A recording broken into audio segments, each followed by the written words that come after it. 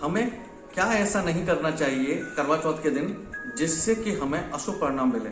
क्या ऐसी छोटी छोटी त्रुटियां हमसे हो जाती हैं अनजाने में जिनकी वजह से मनवांछित फल हमें नहीं मिल पाते, और क्या हमें करना चाहिए ऐसा करवा चौथ के व्रत वाले दिन जिससे कि हमें अच्छे परिणाम मिलें। मेरी माताएं बहनें जो करवा चौथ का व्रत रहती हैं, उन महिलाओं को मनवांछित फल मिले इसलिए वो ये व्रत रहती हैं और अपने पति की दीर्घायु, उनके स्वास्थ्य की कामना, उनकी तरक्की, उनकी उन्नति के लिए ये व्रत रखती हैं और उनको इसके अच्छे परिणाम भी मिलते हैं। यदि वो छोटी छोटी चीजों का अगर ध्यान रखें, अगर वो ऐसा करती हैं तो निश्चित रूप से माता चौथ, जिनको हम माता गौरी के नाम से भी पुकारते हैं, वो मनवांछित फल देती हैं। जो सुहागिन मेरी माताएं बहनें हैं वो इस व्रत को रहती हैं, और ये व्रत जब रखा जाता है दीपावली से कुछ दिन पहले आता है ये, और कार्तिक मास की कृष्ण पक्ष की चतुर्थी को ये मनाया जाता है। इस व्रत में कुछ नियम ऐसे होते हैं जिनको हमारी माताएं बहनें फॉलो करती हैं, और उन्हीं नियमों के अंतर्गत हम इस व्रत को करते हैं अपनी पति की दीर्घायु के लिए, उनकी स्वास्थ्य की कामना करते हुए, उनकी उन्नति की कामना करते हुए। और ऐसा पाया गया है कि इससे जीवन में दोनों के पति पत्नी के प्रेम भी बढ़ता है। आज मैं इस वीडियो में बताने वाला हूं आपको कि हमें क्या ऐसा नहीं करना चाहिए जिससे छोटी छोटी गलतियां हमसे हों और हमको उसके अशुभ परिणाम मिलें। और मैं ये भी बताने वाला हूं क्या हमें छोटी छोटी चीजें अगर हम ऐड करते हैं तो अपने व्रत की उन जो छोटी छोटी चीजें हम कर रहे हैं उनमें अगर हम शामिल करते हैं तो आने वाले समय में, आने वाले वर्ष में हमारा प्रेम, हमारे आपस का सौहार्द, हमारे आपस के जो संबंध, हमारे पति की दीर्घायु, स्वास्थ्य, ये सब चीजें बड़ी अच्छी होती हैं। तो आने वाले वीडियो में मैं पूरी वीडियो आप देखेंगे अंत तक, तो मैं यही बताने वाला हूं। यदि आपने हमारा चैनल सब्सक्राइब नहीं किया है, लाइक नहीं किया है, फॉलो नहीं किया है, तो मेरा आपसे अनुरोध है कि एक बार उसको लाइक, फॉलो और सब्सक्राइब जरूर करें। जय श्री श्याम मित्रों, स्वागत है आपका एस्ट्रो आश्रम में। आज मैं बात करने वाला हूं करवा चौथ व्रत के बारे में। क्या हमें ऐसा नहीं करना चाहिए? तो मैं आपको 2 से 3 ऐसी बातें बताने वाला हूं इस वीडियो के माध्यम से कि जिसको ना करने से आपके जीवन में जो मेरी माताएं बहनें इस व्रत को रहती हैं और अच्छे लाभ मिल पाएंगे। और मैं ये भी बताने वाला हूं कि क्या ऐसा करें आप जिससे आपको और अच्छे लाभ मिल पाएं अपने पति की दीर्घायु के लिए, अपने पति की उन्नति के लिए, अपने पति और आपके दोनों के प्रेम संबंधों के लिए, अपने पर्सनल लाइफ के लिए। जिस चीज के लिए आप ये व्रत रखती हैं उसके आपको संपूर्ण लाभ मिलें और माता गौरी की कृपा आपको मिलती रहे। सबसे पहले मैं बात करूंगा कि हमें इस दिन जो हम वस्त्र पहनते हैं, महिलाओं में बड़ा क्रेज होता है कि हम अलग अलग तरीके के परिधान हम पहनते हैं, अलग अलग तरीके के डिजाइन के परिधान हम पहनते हैं। इसमें कोई समस्या नहीं है। हमें 16 श्रृंगार करके इस दिन व्रत रखना होता है, तो 16 श्रृंगार में वस्त्र भी एक बहुत महत्वपूर्ण भूमिका निभाते हैं। लेकिन हमें ये हमेशा ध्यान रखना चाहिए कि जो वस्त्र हम धारण कर रहे हैं उनका रंग क्या होना चाहिए। बहुत जगह देखा गया है कि आजकल हम लोग अपना बहुत सारी चीजें फैशन के हिसाब से हम लोग लेके आते हैं और उसमें 2 रंग बहुत आसानी से मिक्स कर लिए जाते हैं, जिनमें से एक रंग है काला और एक रंग है सफेद, यानी कि व्हाइट और ब्लैक। ये 2 कलर आपको इस दिन धारण नहीं करने चाहिए। तो जितनी मेरी माताएं बहनें इस वीडियो को देखती हैं उनके माध्यम से ये मैं बताना चाहता हूं कि इस दिन हमें कोई भी परिधान आप पहने, कोई भी ड्रेस आप चूज करें, लेकिन उसका रंग काला या सफेद नहीं होना चाहिए। ऐसा करती हैं तो निश्चित रूप से आपको अशुभता से ये बचाएगा। दूसरी चीज का आपको ये ध्यान रखना चाहिए कि इस दिन हमको सोना नहीं चाहिए, यानी दिन में नहीं सोना चाहिए।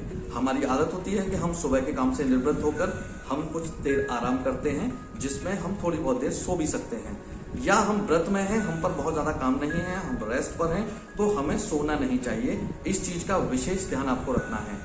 ऐसा भी हो सकता है कुछ माताएं बहनें मेरी व्रत रहती होंगी और उनको तबीयत उनकी अगर खराब है किसी कारण से, तो भी उन्हें कोशिश ये करनी चाहिए किसी न किसी बहाने से वो आराम जरूर करें, लेकिन निद्रा में ना जाएं। यानी कि इस दिन व्रत में सोना नहीं चाहिए। इस दिन व्रत में सोना अशुभ माना गया है। तो अगर आप ऐसा करती हैं तो निश्चित रूप से आपको शुभ फल मिलेंगे। और अगली चीज जो मैं आपको बताने वाला हूं, ये बहुत जरूरी चीज है, अनजाने में हमसे होती है, जानबूझकर हम ये चीज नहीं करते हैं, लेकिन इसका हमें इस दिन विशेष ध्यान रखना चाहिए। वैसे तो आजीवन ध्यान रखना चाहिए, लेकिन इस दिन विशेष महत्व माना गया है कि हमें अपनों से बड़ों का अनादर और अपमान नहीं करना चाहिए। किसी भी कारण से उनको अपशब्द नहीं बोलने चाहिए, किसी भी कारण से उनका अपमान नहीं करना चाहिए, किसी भी कारण से उनका अनादर नहीं करना चाहिए। अगर हम बड़ों का अपमान अनादर अगर करते हैं इस दिन, तो हमें अशुभ फल मिलते हैं। तो आपको ध्यान रखना चाहिए, अगर आप ऐसा नहीं करते हैं इस दिन, कोशिश करें कि पूरे जीवन में ऐसा ना हो, लेकिन अगर आप इस दिन का बहुत विशेष रूप से ध्यान रखती हैं तो निश्चित रूप से माता गौरी आपके ऊपर कृपा बरसाती है।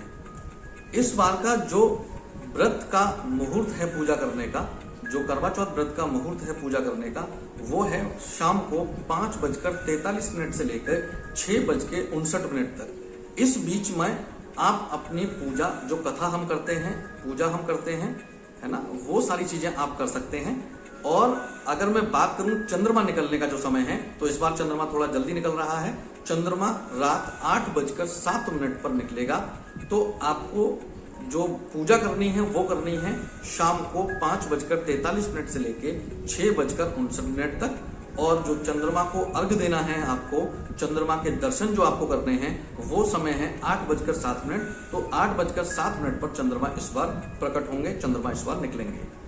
अब मैं बताने वाला हूं कि मुझे क्या ऐसा करना चाहिए, या मेरी माता बहनों को ऐसा क्या करना चाहिए। मुझे से मतलब है मेरी माता बहनों को इस व्रत में क्या ऐसा करना चाहिए जिससे बहुत अच्छे फल मिलने चाहिए। हम करते तो हैं, लेकिन अगर हम सही तरीके से करेंगे तो वो फल हमें मन वांछित जिसको हम बोलते हैं, वो फल हमें हमारे पति के लिए मिलने वाले हैं।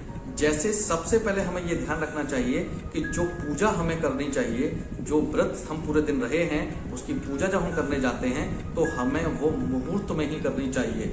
जैसे जो इस बार का 2021 का जो मुहूर्त है करवा चौथ व्रत का, वो मुहूर्त है शाम को पूजा का 5:43 से लेके मैंने बताया 6:59 के बीच में आपको अपनी पूजा कर लेनी चाहिए।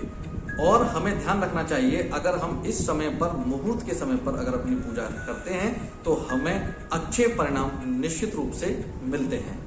दूसरी चीज का हमें ये ध्यान रखना चाहिए कि जब हम व्रत खोलते हैं या जब हम जल पीते हैं, जल पीकर अपना व्रत खोलते हैं, तो वो जल हमें पीना चाहिए किसी चांदी के बर्तन से, यानी चांदी के गिलास से। चांदी के गिलास से अगर आप वो व्रत खोलते हैं तो निश्चित रूप से चंद्रमा आपका प्रबल होता है, जिससे आपके आपसी रिलेशंस, रोमांस, प्रेम, आपसी पति पत्नी का जो संबंध रहता है वो बहुत अच्छा होता है। दूसरा, धन की दृष्टि से मैं अगर देखूं तो चंद्रमा बहुत प्रबल होता है। और जिन माता बहनों के पास किसी कारण से चांदी का गिलास नहीं है, तो उनके लिए बहुत और शॉर्ट में एक उपाय है, बहुत आसान उपाय है कि वो स्टील के गिलास में चांदी का कोई भी सिक्का डालकर जल ग्रहण करें, तब भी उनको यही लाभ होंगे। तो चांदी के बर्तन से या चांदी का सिक्का डालकर अगर हम जल ग्रहण करते हैं, अपना व्रत खोलते हैं, तो निश्चित रूप से हमें चंद्रदेव की कृपा मिलती है और मिलती रहती है। अगली बात मैं करूं तो हमने देखा है कि जब हम व्रत खोलते हैं तो बहुत सारे ग्रुप्स बने होते हैं। जैसे आजकल कॉलोनी रहती हैं, रेजिडेंशियल कॉलोनी बन गई हैं, तो वहां पर हम ग्रुप में अपने अड़ोसी पड़ोसी महिलाओं के साथ व्रत खोलते हैं।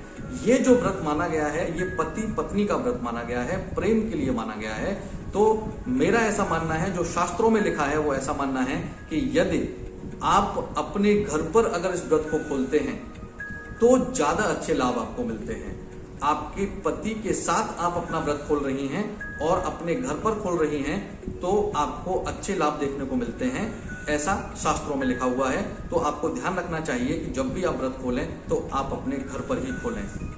और अगली चीज का हमें जो ध्यान रखना चाहिए वो ये ध्यान रखना चाहिए कि आपसी प्रेम को बढ़ाने के लिए, अपनी लाइफ को एकदम स्मूथ चलाने के लिए, हमें पति पत्नी दोनों के लिए मैं बात कर रहा हूं, तो दोनों को एक दूसरे को करवा चौथ वाले दिन उपहार अवश्य देना चाहिए।